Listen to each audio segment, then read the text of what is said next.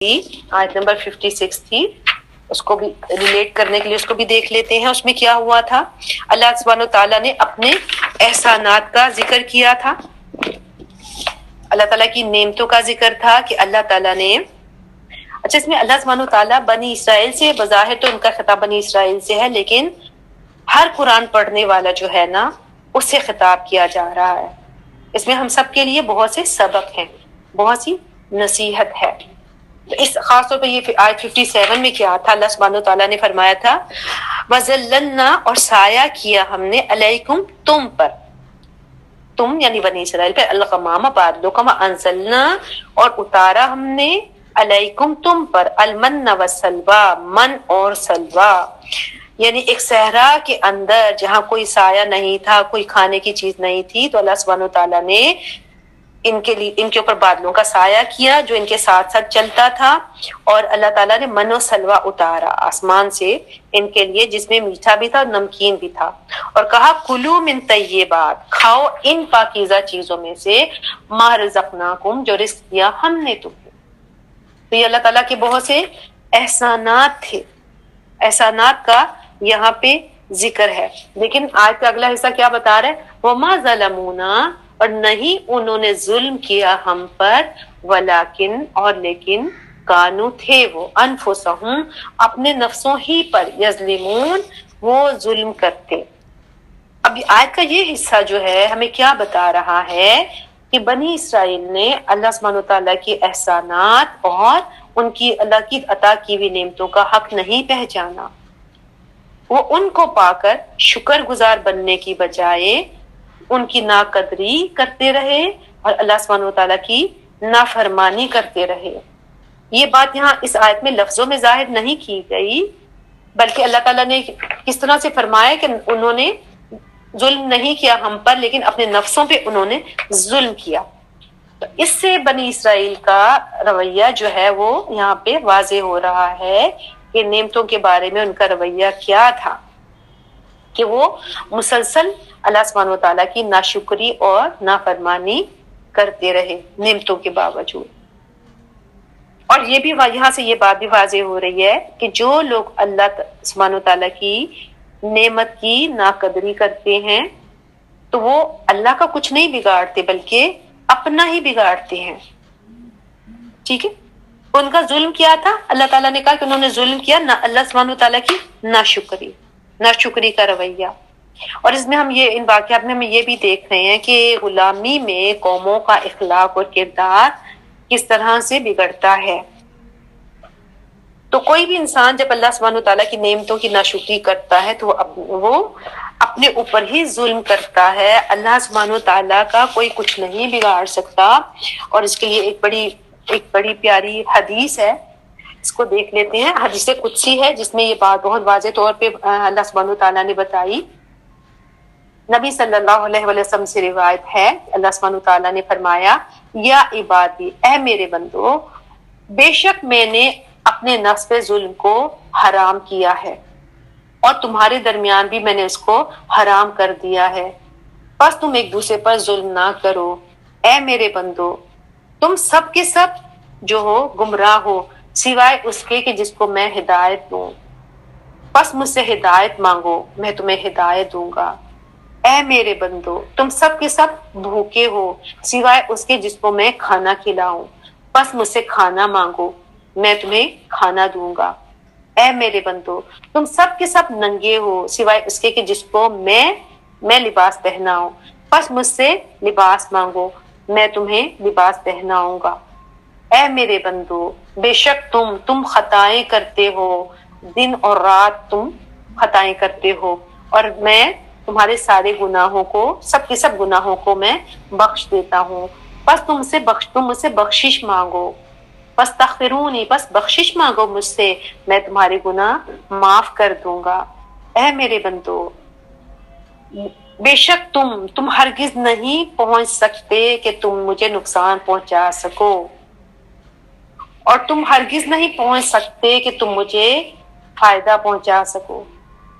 یعنی اللہ بے نیاز ہے، کوئی انسان نہ اللہ سبحانہ تعالیٰ کو کوئی نقصان پہنچا سکتا ہے نہ کوئی فائدہ پہنچا سکتا ہے۔ حدیث کا اگلا حصہ، اے میرے بندو، اگر اولکم تمہارے سب سے پہلے و آخرکم اور سب سے آخر یعنی پہلے انسان سے لے کے آخری انسان تک اور تمہارے سارے انسان اور سارے جنات جو ہیں اگر وہ سب سے متقی انسان کے دل کی طرح ہو جائیں سارے کے سارے انسان اور جنات تو اس سے میری حکومت میں کوئی اضافہ نہیں ہوگا۔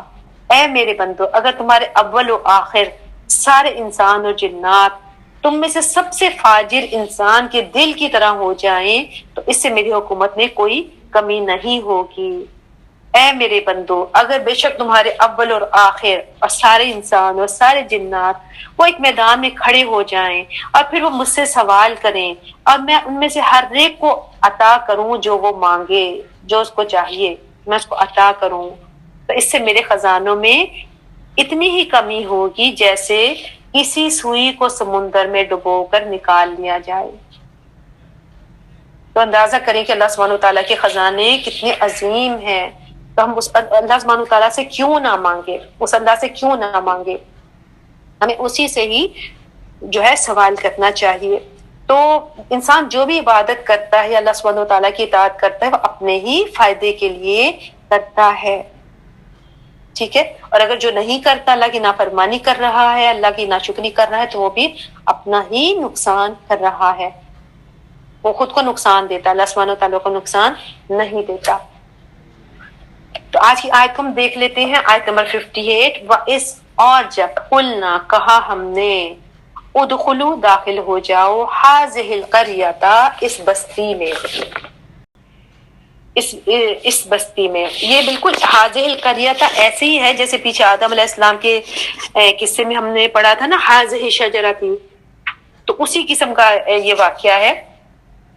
اور کیا اللہ سبحانہ تعالیٰ نے کیا فرمایا تھا، فَكُلُوا پھر کھاؤ منہا اس میں سے، اس بستی میں سے، حیث شئتم جہاں سے چاہو تم، رغدن فراغت سے، ٹھیک ہے۔ تو آدم علیہ السلام کو اللہ سبحانہ تعالیٰ نے یہی کہا تھا کہ تم اس جنت میں رہو اور جہاں سے چاہو کھاؤ، لیکن ایک چیز سے روکا تھا، وہ کیا تھا کہ اس درخت کے قریب نہیں جانا۔ تو یہاں بھی ان کو حکم دیا گیا تھا اللہ سبحانہ تعالیٰ نے، وہ حکم کیا تھا، وہاں تو منع کیا گیا تھا، یہاں ایک کام کرنے کا حکم دیا گیا تھا۔ تو جس طرح ان کے لیے جنت کا درخت ایک معین تھا، ان کے لیے بھی جو ہے یہ بستی معین کر دی گئی تھی۔ اور فرمایا گیا وَادْخُلُوا اور داخل ہو جاؤ البابا دروازے سے، سجدن سجدہ کرتے ہوئے۔ اس زمانے میں جو بھی شہر ہوتے تھے تو اس میں داخلے کے لیے دروازے ہوتے تھے، پورے شہر کی ایک دیوار ہوتی تھی اور دروازہ ہوتا تھا جہاں سے کہ شہر میں داخل ہوتے تھے۔ تو اللہ تعالیٰ نے ان کو حکم دیا تھا کہ اس میں سے سجدہ کرتے ہوئے داخل ہو، اور وَقُولُوا اور کہو حِطَّةٌ، حِطّہ کا مطلب کیا ہے، بخش دے۔ تو جب یہ ایسا کریں گے تو کیا ہوگا، نغفر ہم بخش دیں گے، لکم تمہارے لیے، خطایاکم خطائیں تمہاری، وسنزید اور ان قریب ہم زیادہ دیں گے، المحسنین احسان کرنے والوں کو۔ اب یہ شہر کون سا تھا، اس کے بارے میں مفسرین کی رائے یہ ہے کہ یہ ایک شہر جس کو آج کل جریکو کہا جاتا ہے، اس وقت اریحا اس کا نام تھا۔ یہ بھی فلسطین کا ایک شہر تھا جو سب سے پہلے اللہ سبحانہ وتعالیٰ نے ان کے ہاتھوں فتح کروایا تھا۔ ان کی سب سے پہلے جو انہوں نے جو شہر فتح کیا تھا وہ شہر تھا، اور انہوں نے یوشع بن نون کی قیادت میں اس شہر کو فتح کیا تھا۔ یوشع بن نون کون تھے، وہ بھی ان کے نبی تھے، اور اس پر اجماع ہے کہ یہ واقعہ موسیٰ علیہ السلام کی وفات کے بعد پیش آیا تھا۔ ہوا یہی تھا، ان کی تاریخ یہ ہے کہ موسیٰ علیہ السلام جو ہیں جب بنی اسرائیل کو لے کر وادی سینا میں پہنچے جہاں کہ یہ لاکھوں کی تعداد میں تھے، تو موسیٰ علیہ السلام نے ان کو فلسطین پر حملہ کرنے کے لیے کہا، یہاں بیت المقدس ہے، اللہ تعالیٰ نے حکم دیا تھا، اور یہی وہ ملک تھا جس کا کہ ان سے وعدہ کیا گیا تھا۔ تو یہ کہنے لگے موسیٰ وہاں تو جابر قسم کے لوگ رہتے ہیں اور ہم ان سے مقابلے کی طاقت نہیں رکھتے، اگر یہ حملہ ایسا ہی ضروری ہے تو تم اور تمہارا پروردگار دونوں جا کے ان سے جنگ کرو، ہم تو یہاں ہی بیٹھے ہیں۔ اور ان کا یہ جواب ایکچولی اس بزدلی کی وجہ سے تھا جو کہ مدتوں فرعون کی غلامی میں رہنے کی وجہ سے ان میں پیدا ہو چکی تھی۔ تو اس پر سزا کے طور پہ اللہ سبحانہ وتعالیٰ نے ان کے لیے وہ سرزمین، شام کی سرزمین جس کا کہ ان سے وعدہ تھا، 40 سال کے لیے اللہ تعالیٰ نے مؤخر کر دی۔ ٹھیک ہے، تو پھر 40 سال یہ ان کو سزا ملی کہ 40 سال اسی صحرا میں بھٹکتے رہے، سارا دن چلتے تھے، رات کو تھک کے سو جاتے تھے، صبح اٹھتے تھے تو دیکھتے تھے کہ وہیں کے وہیں ہیں۔ تو یہ سزا تھی جو ان کو اللہ سبحانہ وتعالیٰ کی طرف سے ملی، کیونکہ انہوں نے اللہ اور اپنے رسول کے حکم کی نافرمانی کی۔ اسی 40 سال کے دوران موسیٰ علیہ السلام اور حضرت ہارون علیہ السلام کا انتقال ہو گیا، اور ان کی نئی نسل وہیں پیدا ہوئی، پروان چڑھی۔ اور یہ جو نئی نسل تھی اس نے غلامی کا داغ نہیں اٹھایا تھا، یہ آزاد پیدا ہوئی تھی اور انہوں نے آزادی میں زندگی گزاری۔ اور وہ نسل جو کہ غلام تھی وہ ختم ہو گئی، جو کم ہمت تھی، بزدل تھی، پوری نسل ختم ہو گئی۔ ٹھیک ہے، تو چونکہ وہ نئی نسل صحرا میں پروان چڑھی، کھلی فضا میں، آزادی میں، تو ان کے اندر ہمت تھی، ان کے اندر جان تھی۔ تو موسیٰ علیہ السلام کے بعد جو ان کے نبی تھے یوشع بن نون، سورۃ کہف میں ان کا ذکر آتا ہے کہ اب ان کی خلافت کا دور آیا تو پھر اس نئی نسل نے جہاد کیا یوشع بن نون کی قیادت میں، اور پہلا شہر جو فتح ہوا تھا وہ یہی شہر تھا اریحا، جس کا کوئی بستی کہہ کے یہاں پہ ذکر کیا جا رہا ہے۔ اب کہ شہر فتح ہو گیا اللہ کے اذن سے، اللہ کی مدد سے، اور اس میں چونکہ اب ان کو کہا جا رہا ہے کہ اس میں ہر طرح کی نعمتیں ہوں گی، اور تم فاتح کی حیثیت سے داخل ہو رہے ہو تو کھاؤ پیو، وہ منع نہیں ہے، لیکن دروازے میں سجدہ کرتے ہوئے داخل ہونا۔ سجدہ کس چیز کا سمبل ہے؟ عاجزی اور انکساری کا۔ ٹھیک ہے، تو اس کا مقصد کیا تھا کہ دروازے میں داخل ہوتے ہوئے، یعنی جو اللہ تعالیٰ نے تمہیں فتح دی ہے تو تمہاری گردنیں غرور سے اکڑی ہوئی نہیں ہوں۔ ان کی تربیت کی جا رہی تھی، فتح کے، کامیابی کے آداب سکھائے جا رہے تھے کہ تمہارا انداز، تم مسلمان ہو، یہ اپنے زمانے کے مسلمان تھے، اہل کتاب تھے، کہ تمہارا انداز، تمہارا طرز عمل عام دنیا والوں سے مختلف ہونا چاہیے۔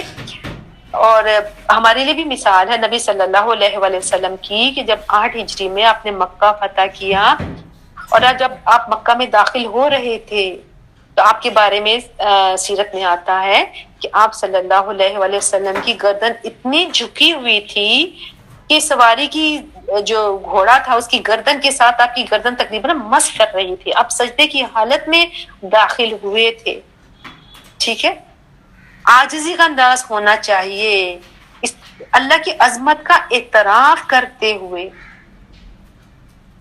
تو ہمیں یہ سکھایا گیا ہے، سورۃ نصر میں بھی یہی آتا ہے نا، اس میں بھی اللہ سبحانہ تعالیٰ نے کیا فرمایا، بسم اللہ الرحمن الرحیم، اذا جاء نصر اللہ والفتح ورأيت الناس يدخلون في دين الله افواجا فسبح بحمد ربك واستغفر انه كان توابا۔ تو جب اللہ کی مدد سے کامیابی نصیب ہو تو اس کو اپنی کوششوں کا نتیجہ نہیں سمجھنا بلکہ اللہ کا فضل سمجھا جائے، انسان جھکتا چلا جائے اور اپنی کمی کوتاہیوں پہ نظر کرے، اپنی غلطیوں کو دیکھے، اللہ سے غلطیوں کے لیے بخشش کی دعا مانگے تاکہ تکبر نہیں آئے اندر۔ تو جو بھی اپنی نعمتیں بڑھانا چاہتا ہے، کوئی نعمتوں کو بڑھانا مقصود ہو، تو کیا ہے کہ وہ اللہ کے آگے نعمتوں کے ساتھ اور جھکتا چلا جائے۔ تو ایک باڈی پوسچر ان کو بتایا گیا کہ اس طرح سے ہونا چاہیے، عاجزی تمہارے انداز میں نظر آنی چاہیے، اور کیا ہو، وَقُولُوا حِطَّةٌ، اور تم کہو حِطَّةٌ، یعنی تمہاری زبان پر، حِطَّةٌ کا مطلب کیا ہے، جھاڑ دے۔ اس سے مراد کیا ہے کہ اللہ ہمارے گناہوں کو جھاڑ دے، اور در حقیقت ہر انسان خطا کار ہی ہے، ہم سب خطائیں کرنے والے، ہم کتنی بھی کوشش کریں ہم سے خطا ہو ہی جاتی ہے۔ تو کیا ان کو کہا گیا تھا کہ تمہاری زبان پہ استغفار ہونا چاہیے، اللہ سے اپنے گناہوں کے جھاڑنے کی دعا مانگو، کیونکہ بخشش ہے نا، بخشش مغفرت ہی ہے جو انسان کے گناہوں کو جھاڑنے والی چیز ہے کہ ہمارے پروردگار، ہمارے رب، ہمارے گناہ کوتاہیاں معاف فرما دے۔ نیکی کرتے ہوئے بھی انسان سے اسراف اور زیادتی ہو جاتی ہے، تو جب تم ایسا کرو گے تو کیا ہوگا، نغفر لکم، فرمایا ہم بخش دیں گے، اللہ سبحانہ تعالیٰ کا وعدہ کیا تھا کہ ہم بخش دیں گے خطایا لکم، تمہارے لیے خطایاکم، تمہاری خطاؤں کو، یعنی تم سے جو بھی کمی بیشی ہوگی تو اللہ تعالیٰ اس کو معاف فرما دیں گے. وَسَنَزِيدُ الْمُحْسِنِينَ، اور احسان کرنے والوں کو ہم اور بھی زیادہ دیں گے. محسن کا مطلب کیا ہے؟ احسان، خوبصورتی کے ساتھ کام کرنا. تو اس آیت سے کیا پتا چل رہا ہے کہ عاجزی اور انکساری جو ہے عمل میں خوبصورتی کا باعث ہوتی ہے. کہ نعمتوں کے ساتھ ساتھ انسان کے اندر عاجزی بھی آ جائے تو یہ اس کے عمل کو خوبصورت بنا دیتی ہے. تو محسن کا مطلب کیا ہے؟ خوبصورت عمل کرنے والا. احسان یعنی کسی بھی کام کو بہت خوبصورتی اور عمدگی اور اہتمام کے ساتھ کرنا. احسان کا درجہ سب سے بلند ہے. اس دین کا سب سے پہلا درجہ اسلام ہے، دوسرا ایمان ہے، اور تیسرا احسان. اور احسان کے بھی دو طریقے ہیں. عبادت میں احسان، اللہ سبحانہ تعالیٰ کی عبادت میں احسان. اور وہ اللہ عبادت میں احسان کیا ہے کہ تم اللہ کی عبادت ایسے کرو گویا کہ تم اس کو دیکھ رہے ہو. اب آگے سوچیں کہ نماز پڑھتے ہوئے اگر ہم یہ سوچیں کہ ہم اللہ سبحانہ تعالیٰ ہمیں دیکھ رہے ہیں تو نماز میں خود بخود خوبصورتی آ جاتی ہے. تو عبادت میں احسان کیا ہے کہ اللہ کی عبادت اس طرح سے کرو گویا تم اس کو دیکھ رہے ہو. اور بندوں کے ساتھ احسان کیا ہے کہ وہ تمہارا حق نہ دے تو بھی تم ان کا حق دو. اگر وہ تمہاری مدد نہ کریں تو بھی تم ان کی مدد ضرور کرو. یعنی اپنے حق میں کمی کر کے دوسرے کو اس کے حق سے زیادہ دینا، یہ بندوں کے ساتھ معاملات میں احسان ہے. تو اللہ سبحانہ تعالیٰ نے جو ہے ان سے یہ وعدہ کیا تھا. تو اچھا، اس آیت سے ہمیں عمل کی بات کیا پتہ چل رہی ہے؟ اس میں سے کچھ چیزیں جو عمل کی ہیں وہ کیا ہے کہ شکر ادا کرنے کا بہترین طریقہ سجدہ ہے، کہ انسان کے دل کے ساتھ اس کا جسم بھی جھک جائے. ان کو شکر گزاری کے لیے کہا گیا تھا نا کہ سجدہ کرو. اور سجدہ شکر سنت بھی ہے، نبی صلی اللہ علیہ وآلہ وسلم کا طریقہ بھی ہے کہ آپ سجدہ شکر ادا کیا کرتے تھے. پھر اس آیت سے یہ بھی پتہ چل رہا ہے کہ اللہ سبحانہ تعالیٰ نے کسی ملک کا کھانا حرام نہیں کیا. جو بھی حلال چیزیں کہیں کی بھی ہوں وہ حلال ہی ہوں گی، اور کھانے میں کھانا پینا منع نہیں ہے، لیکن شکر ادا کرنا ضروری ہے. اور شکر کا عملی اظہار ہمارے رویے سے ہوتا ہے. اللہ سبحانہ تعالیٰ جب کوئی بھی کامیابی عطا کریں، کوئی بھی نعمت دیں تو پھر عاجزی کا اظہار کرنا چاہیے، تکبر نہیں کرنا چاہیے، اور اس وقت اللہ تعالیٰ سے بخشش کی دعا بھی مانگنی چاہیے. ٹھیک ہے. تو اللہ سبحانہ تعالیٰ نے فرمایا کہ اس کا فائدہ کیا ہوگا؟ نہ صرف اللہ تعالیٰ غلطیاں معاف کر دیں گے بلکہ یہ جو ہے درجات کو بھی بڑھا دیں گے. جو محسن ہوں گے، جو اچھی طرح عمل کریں گے تو اللہ سبحانہ تعالیٰ جو ہے اس کے درجات میں بھی اضافہ کریں گے. اب بنی اسرائیل نے کیا کیا؟ فَبَدَّلَ الَّذِينَ ظَلَمُوا، تو بدل ڈالا جنہوں نے ظلم کیا. تو ٹھیک ہے، بار بار ان کو ظالم کہا جا رہا ہے. ان کا ظلم کیا تھا؟ یا جو اللہ کی نافرمانی کر رہے تھے، اور انہوں نے کیا کیا؟ قولاً، کس چیز کو انہوں نے بدلا تھا؟ بات کو. کون سی بات کو؟ حتتن کو. کیسے بدلا؟ کس سے بدلا؟ غیر الذی، سوائے اس کے جو قیلا کہی گئی تھی، لہم، ان سے. تو ان میں سے آپ دیکھیں جیسے بنی اسرائیل نے، جیسے وہ ہر نعمت کی انہوں نے ناقدری کی اور ہر ہدایت کی نافرمانی کی، جو حکم آتا تھا اس کے اپوزٹ کر کے دکھاتے تھے. ان میں سے بعض جو ہے بہت سرکش اور ظالم تھے. انہوں نے اللہ سبحانہ تعالیٰ کے حکم کے ساتھ استہزاء کیا، مذاق اڑایا، وہ الفاظ ہی بدل دیے. اس کے بارے میں اور حدیث میں جیسے آتا ہے نبی صلی اللہ علیہ وسلم نے فرمائی، بخاری کی حدیث ہے کہ بنی اسرائیل کو حکم دیا گیا تھا کہ شہد کے دروازے میں جھک کر داخل ہونا اور زبان سے حتتن یعنی گناہوں کی بخشش مانگنا، لیکن وہ اپنی سرینوں کے بل گھسٹتے ہوئے داخل ہوئے اور حتتن کی بجائے حبتن فی شیرتن، یعنی اس کا ترجمہ ہے دانا بالی کے اندر، دانا جو کھانے کا گندم کا دانا ہوتا ہے، کہنے لگے. اور مسلم میں حبتن فی شیرتن کی بجائے حنتۃ فی شعرۃ یعنی گندم اپنی بالی کے اندر کے الفاظ ہیں. اور یہ بھی پتہ چلتا ہے کہ وہ شہر پہ انہوں نے قبضہ کیا اور وہاں بدکاریاں شروع کر دی، گناہ شروع کر دیے، زناکاری میں پڑ گئے. پھر اللہ تعالیٰ کی سزا ان کے لیے آئی. اچھا ایسا کیوں ہوا؟ انہوں نے الفاظ کو کیوں بدل دیا؟ ایک تو استہزاء کے طور پہ، اور حتتن کی بجائے ہنتاتن یا حبتن کہنے لگے.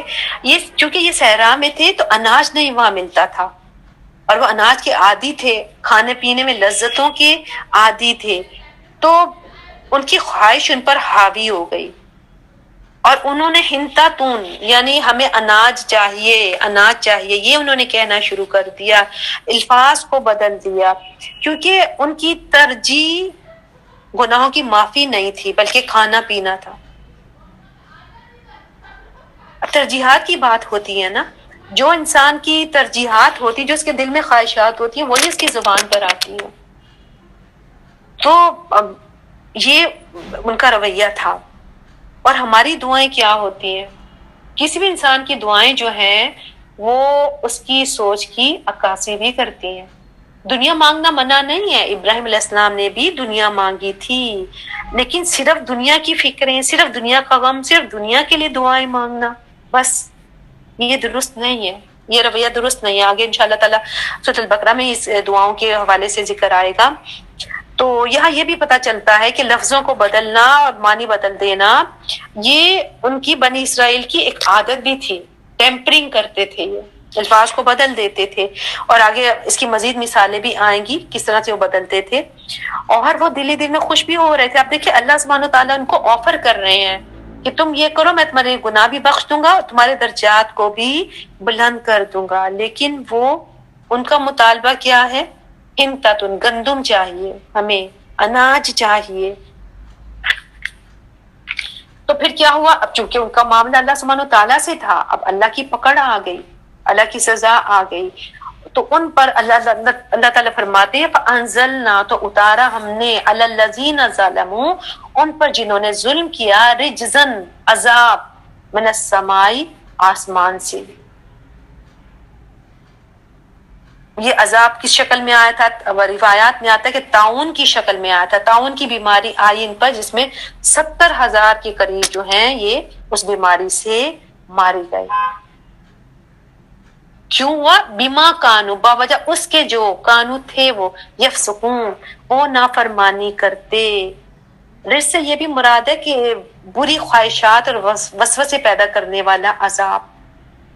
ان پر نفس حاوی ہو گیا، انہوں نے اللہ تعالیٰ کی نافرمانی کی. اب دیکھیں اللہ کی نافرمانی جو ہے نا، یہ بھی انسان کے اندر بے چینی پیدا کرتی ہے. رجس سے مراد بے چین کرنے والا عذاب، اضطراب پیدا کرنے والا. جب انسان سے گناہ ہو جائے اور وہ استغفار نہیں کرے تو پھر کیا ہوتا ہے کہ ایک گناہ دوسرے گناہ کا دروازہ کھولتا جاتا ہے.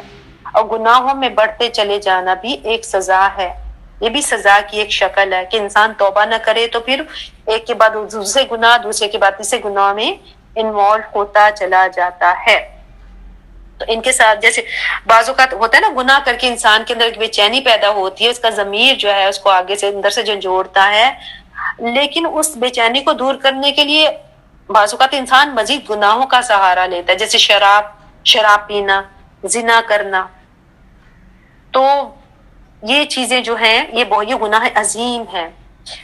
اور یہاں سے یہ بھی پتہ چل رہا ہے کہ اللہ کی بات کو بگاڑنا گناہ عظیم ہے، اور یہ قوموں کے اخلاقی زوال کی نشانی بھی ہے. اور اس سے عمل کی بات جو ہے یہ بھی پتہ چل رہی ہے کہ اللہ سبحانہ تعالیٰ جو بھی حکم دے، جو بات جیسے اللہ سبحانہ تعالیٰ نے فرمائی ہے ویسے ہی کہنی چاہیے. اللہ تعالیٰ کے الفاظ میں، اللہ کے حکم میں کوئی رد و بدل خود سے نہیں کرنا چاہیے، نہ الفاظ میں نہ مفہوم میں. اللہ کے احکامات میں من مانی تبدیلی نہیں کرنی چاہیے، یہ جرم ہے. اسی طرح سے جب اللہ سبحانہ تعالیٰ احسانات کریں تو بگڑنا نہیں چاہیے. جیسے اللہ تعالیٰ نے بنی اسرائیل پہ تو بہت سے انعامات کیے، لیکن ان کو یہ انعامات پا کر غلط فہمی ہو گئی کہ ہم تو چوزن پیپل ہیں، ہم اللہ کے لاڈلے ہیں، ہم نبیوں کی اولاد ہیں، ہم جو چاہے کریں، اللہ ہمیں سزا نہیں دے گا. لیکن اللہ سبحانہ وتعالیٰ نے دنیا میں ان کو پکڑا اور ان پر عذاب آیا اور ان کی یہ سوچ دور کر دی. ٹھیک ہے, اور یہ بھی کہ اگر تم دنیا میں بھی نافرمانی کرو گے تو یہاں بھی سزا آ سکتی ہے. انسان کو ڈرنا چاہیے کہ آخرت میں تو جو سزا ملے گی دنیا میں بھی بعض گناہوں کی سزا اللہ جب چاہے دے سکتے ہیں, اور یہ سزا اپنے ہی گناہوں کا نتیجہ ہوتا ہے. اچھا, اگلی آیت کو دیکھتے ہیں. اور جب استسقا پانی مانگا موسیٰ علیہ السلام نے لقومہ اپنی قوم کے لیے. تو یہ واقعہ کہاں پیش آیا تھا کہ موسیٰ علیہ السلام کے ساتھ جب یہ سمندر پار کر کے نکلے ہیں اور تو صحرا میں ایسی جگہ پہنچے جہاں پانی کا نام و نشان تک نہ تھا, وہاں ان پر پیاس کی شدت طاری ہو گئی اور ان کی جان پر بن آئی. اب لاکھوں کی تعداد میں یہ تھے اور وہاں دور دور تک پانی کا نشان ہی نہیں تھا. سب پوری قوم موسیٰ علیہ السلام کے در پہ ہو گئے. سوچے لاکھوں کی تعداد میں تھے اور انہوں نے موسیٰ علیہ السلام سے شکایت کی. تو موسیٰ علیہ السلام نے اللہ سبحانہ وتعالیٰ سے پانی کے لیے دعا کی, گڑ گڑا کے دعا کی. تو اس وقت اللہ تعالیٰ نے ان کو حکم دیا, فقلنا تو کہا ہم نے, اضرب مارو, بعصاک الحجر اپنے عصا کو اس پتھر پہ. ایک خاص پتھر کی چٹان تھی تو اس کی طرف اللہ سبحانہ وتعالیٰ نے اشارہ کیا کہ فلاں چٹان پہ جا کے اپنے عصا کے ساتھ ضرب لگاؤ. ان دو مرتبہ نے ضرب لگائی اور وہاں سے 12 چشمے جاری ہو گئے. کہا جاتا ہے کہ یہ چٹان اب بھی وہاں موجود ہے اور اس میں 12 نشانات بھی موجود ہیں, 12 سوراخ بھی موجود ہیں. سیاح جاتے ہیں وہاں پہ زیارت کے لیے اور اس کو دیکھتے ہیں. اچھا, تورات میں 12 چشموں کا ذکر نہیں ہے, جبکہ قرآن میں اللہ سبحانہ وتعالیٰ نے خاص طور پہ 12 چشموں کا ذکر کیا. تو عیسائی اور یہودی جو ہیں شروع میں مذاق اڑاتے تھے قرآن کا کہ 12 چشمے کدھر ہیں, یہ قرآن نے 12 چشموں کا ذکر کہاں سے کیا. لیکن بعد میں جب سیاح وغیرہ وہاں گئے اور انہوں نے دیکھا تو وہاں اتنے ہی سوراخ موجود تھے, 12 سوراخ. ٹھیک ہے, تو وہ چونکہ ان کے 12 قبیلے تھے تو اللہ سبحانہ وتعالیٰ نے 12 چشمے وہاں سے نکالے. اور یہ معجزہ تھا کہ اللہ سبحانہ وتعالیٰ نے ایک چٹان سے اتنی کثیر مقدار میں پانی نکالا جو لاکھوں کے لشکر کی روزانہ ضروریات کے لیے کافی ہوتا تھا. ان کے 12 قبیلے تھے, اللہ تعالیٰ نے 12 چشمے رواں کر دیے. اس میں بھی کوئی شگاف بڑا تھا کوئی چھوٹا تھا, کیونکہ ان کے قبیلوں کی تعداد ایک جیسی نہیں تھی, کوئی قبیلہ چھوٹا تھا کوئی بڑا تھا. تو یہ اللہ تعالیٰ کی نعمت کے ساتھ احسان بھی تھا. اس میں آتا ہے نا, قد فنفجرت من حسنتا عشرۃ عینا, تو پھوٹ پڑے اس سے 12 چشمے. کس سے؟ اس پتھر کی چٹان سے عصا مارنے کے بعد 12 چشمے پھوٹ نکلے. قد تحقیق علما جان لیا, کل اناس سب لوگوں نے, مشربہم گھاٹ اپنا. اس میں حکمت کیا تھی کہ اس میں پانی پر جھگڑے کے امکانات ختم ہو گئے. یہ اللہ تعالیٰ کی نعمت کے علاوہ بڑا احسان بھی تھا کہ اللہ تعالیٰ نے جو ان میں بد امنی یا جنگ ہو سکتی تھی تو اللہ تعالیٰ نے اس جنگ کو, اس کے امکانات کو ختم کر دیا. اب دیکھیں آج بھی جو ملکوں کے درمیان جنگیں ہوتی ہیں اس کی ایک بڑی وجہ یہی ہے نا کہ ریسورسز پہ قبضہ کرنا. کہ کسی بھی ملک کو جب قدرت کوئی ریسورسز عطا کرتی ہے تو دوسرا ملک اس پہ حملہ کیوں کرتا ہے؟ اس پہ قبضہ کرنے کے لیے. تو یہاں اللہ سبحانہ تعالیٰ نے ایسا انتظام کر دیا تھا کہ جس سے آگے چل کے ان کی لڑائی, آپس میں لڑائی بھی نہ ہو, جنگ کے امکانات بھی نہیں ہو. تو استسقا کیا ہے؟ پانی طلب کرنا. سقا پانی پلانے والے کو کہتے ہیں. ایک زمانے میں جب کہ پانی یہ انتظام نہیں ہوتا تھا, مشقوں کے ذریعے پانی گھر میں پہنچایا جاتا تھا تو اس کو سقا کہتے تھے, پانی لانے والے کو. ساقی کا لفظ جو ہے اردو میں آتا ہے, ساقی پانی پلانے والا. اسی طرح مکہ میں ایک سقایا کا منصب ہوتا تھا قریش کا, جو آب زمزم پلانے پہ جو لوگ مقرر تھے تو ان کو سقایا کہا جاتا تھا. تو یہاں پہ پھر اس واقعے کا ذکر ہے, فن فجرت, تو پھوٹ پڑے اس میں سے 12 چشمے. فجر جو ہے یہ فن فجرت پھوٹ پڑنا. اچھا, اس سے فاجر کا لفظ بھی ہے, فجر سے فاجر, فاجر کون؟ جو آپے سے باہر ہو جائے، انتہائی گناہگار انسان کو کہتے ہیں جو اپنی خواہشات نفس، اپنی شہوات و جذبات پہ قابو نہ پا سکے، تو ایسے انسان کو فاجر کہا جاتا ہے۔ تو ہر قبیلے نے جان لیا، معین کر لیا مشربہ، پینے کی جگہ، یعنی اپنا چشمہ انہوں نے پہچان لیا۔ مشرب جو ہے اس میں مکان ہے، یہ یعنی وہ جگہ جہاں سے ان کو پانی لینا تھا۔ کلو وشربو، کھاؤ اور پیو، گویا کہ اللہ سبحانہ و تعالیٰ نے ان کو کہا کھاؤ پیو۔ پیچھے منو سلوا کے ساتھ صرف کلو کا لفظ آیا تھا، یعنی کھاؤ یا وشربو کا اضافہ بھی ہو گیا کیونکہ پانی کے چشموں کا ذکر ہے، تو کھاؤ پیو۔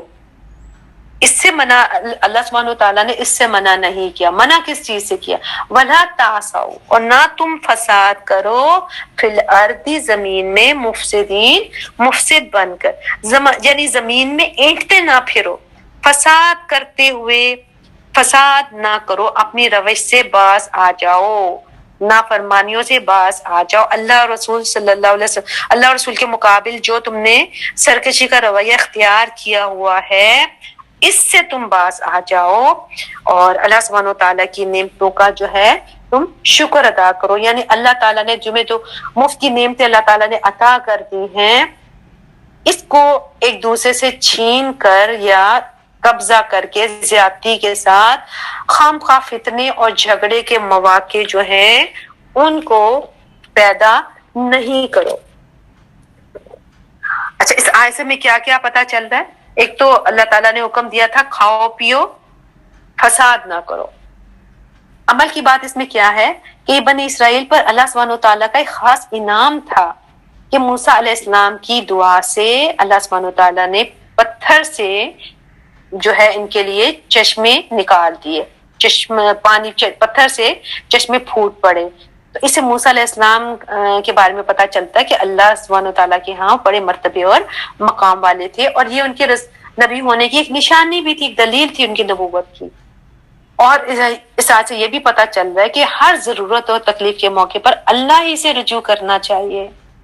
پیغمبر بھی اللہ ہی سے مانگتے تھے، ان کے پاس اپنی کوئی قوت اور طاقت نہیں تھی، وہ اللہ سے دعا کرتے تھے، اور پھر یہ بھی پتہ چلتا ہے کہ اللہ سبحانہ و تعالیٰ دعائیں سنتے ہیں۔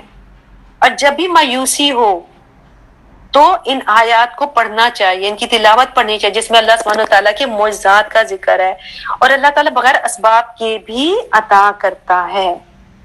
بس یہ یاد رکھنا ہے کہ سب کچھ عطا کرنے والا اللہ ہی ہے اور اللہ سے مانگنا ہے۔ پھر اللہ تعالیٰ نے اس معجزے کے ذریعے ان کی قوم کو بھی بتایا کہ دیکھو تمہارا رسول تم پہ کتنا مہربان ہے، کتنا شفیق ہے۔ اور پھر یہ بھی پتہ چلتا ہے کہ کسی ایک لیڈر کو اپنی قوم کی ضروریات کا علم اور احساس ہونا چاہیے۔ نبی صلی اللہ علیہ وسلم کی زندگی کے واقعات میں ہمیں ایسے ہی ایک معجزے کا پتہ چلتا ہے کہ آپ کے ساتھ بھی ایسا ہوا تھا، اور یہ صلح حدیبیہ کے موقع پر ہوا تھا۔ وہ واقعہ اس طرح سے پیش آیا تھا کہ حضرت جابر رضی اللہ عنہ سے روایت ہے، انہوں نے فرمایا کہ حدیبیہ کے موقع پر لوگ جو ہے بہت پیاسے تھے کیونکہ پانی ختم ہو گیا تھا ان کے پاس، اور وہ بھی ظاہر کے سفر کے دوران تھے اور پانی حاصل کرنے کا کوئی ذریعہ نہیں تھا۔ تو نبی صلی اللہ علیہ وسلم کے سامنے ایک پانی کا لگن لایا گیا، ایک برتن جس میں پانی تھا، آپ نے اس سے وضو کیا۔ تو جب لوگوں نے دیکھا تو وہ وہاں آ کے جمع ہو گئے، دوڑے آپ کی طرف آئے اور وہاں پہ جمع ہو گئے۔ تو آپ نے پوچھا کہ کیا مسئلہ ہے، مطلب کیا پریشانی ہے، کیا بات ہے؟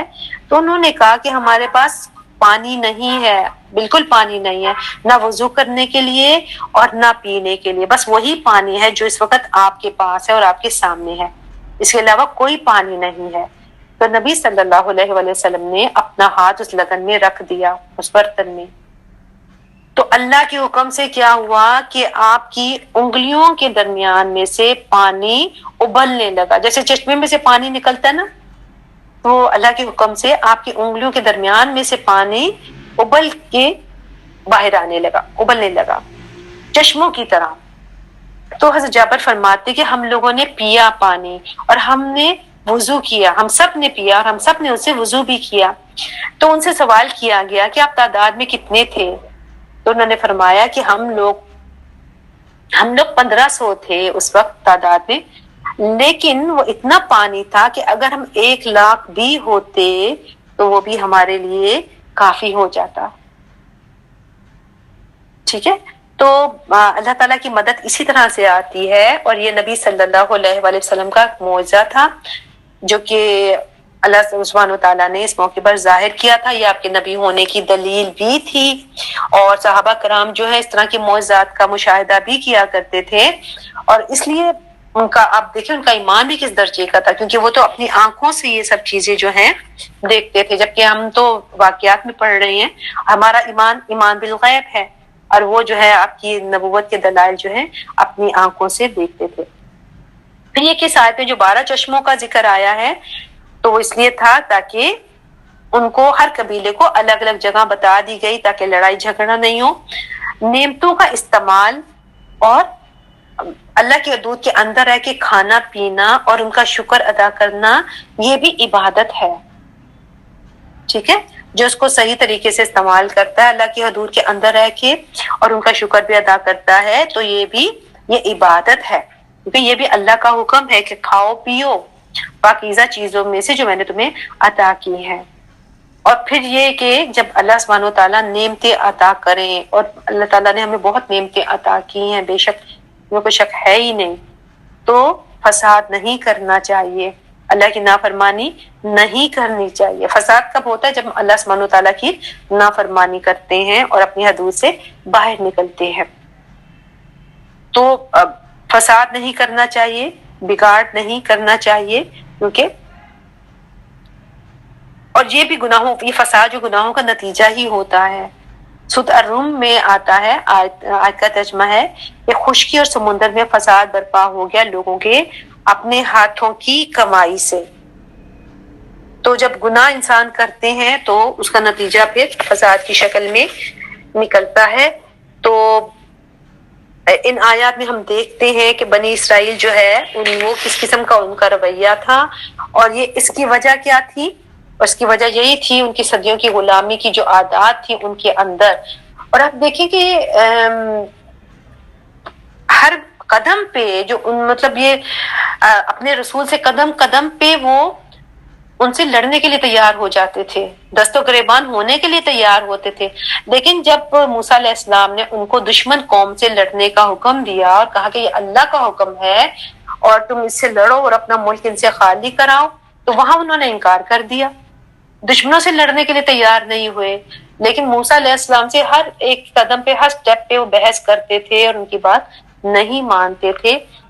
تو یہ اس میں جو بھی علامات ہمیں یہاں پہ نظر آتی ہیں بنی اسرائیل کے اندر، یہ اصل میں